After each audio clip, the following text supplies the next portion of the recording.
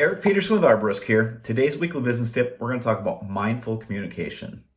Now, there's a much needed trend in today's society to focus on mindfulness, and certainly the tree care industry is no exception. At the most recent Tree Care Industry Association Winter Management Conference, we had the privilege to learn from Pandit Dasa, who is a world-renowned expert on mindfulness. And while he talked a lot about mindfulness and how being mindful as a leader can improve your business, your efficiency, your effectiveness as a leader, the thing that I wanted to touch on in today's business tip is actually the mindful communication. Now, there are 4 areas that he talks about that you just pay a little more attention to. The first one is what you're saying, then how you're saying it, the impact that'll have on others, and how the message affects your relationships. And I guess to start off, first of all, words matter. The words that you use matter. And they probably now more than ever in the history of human civilization or human life. The successful leader must pay attention to the words that they're using. Especially if you're doing anything in written communication, email, or text. The words that you're saying, you got to make sure that they can't be misinterpreted, misconstrued, or are incorrect in any way. So make sure you pay attention to the actual words that you're using. The second part is the tone of your voice, the body language. If I'm excited about something and I start getting a little bit more amped up in the tone and my body language and all of that, it helps deliver your message.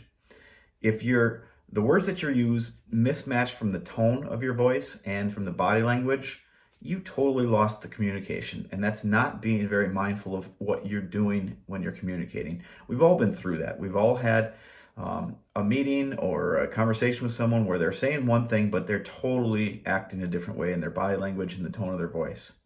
Wrecks the message. We get it. We want to make sure we're paying attention to how our tone of our voice and our body language plays with the words that we're using. And the last part of it really is before you're speaking, you got to take some time to actually pause and think about how the message of what you're going to say is going to be received by other people, how it's going to affect the relationship of that other person that you're talking to or talking with about whatever it is. As leaders, I think we're very quick to jump on the negative side of things and point out everything that they did wrong, everything that they should have done differently, and focus on that negative side of things. But a mindful communicator is going to address that there was a lot of positive things that employee or team member did. They might have, areas of improvement on other side of it, but being conscious of how that message is going to affect that other person. If they're constantly given negative feedback, they're going to develop a negative mindset, and you're going to be creating a negative culture within your company unintentionally. You're trying to help them, I get that, but if you're always focusing on negative, it's going to breed negativity. So remember that, and remember that our team members look to us as the leaders to set the tone for effective communication, for a positive work environment and work experience. So we need to take a step back and be a little bit more mindful of our communication as a leader.